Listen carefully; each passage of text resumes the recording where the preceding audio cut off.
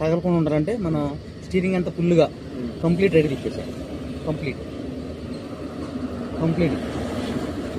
Auto తగలకుండా ఉండాలంటే కంప్లీట్గా రైట్ తిప్పేసేసుకొని తిప్పరా కంప్లీట్ ఇంకా తిప్పచ్చు. ఓకే తిరిగింది కదా.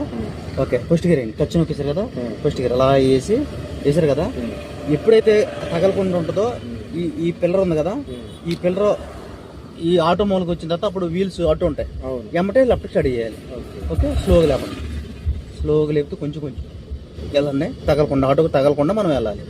స్లోగా లేపుతూ కొంచెం ఎక్కడ కొంచెం కొద్దిగా రేజ్ ఇవ్వాలి లైట్గా వెళ్ళండి. ఓకే తగలదాం.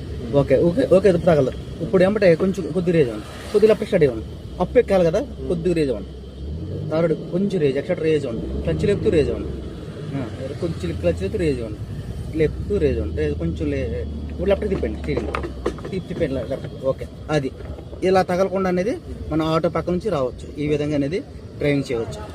ఓకే అండి. ఓకే.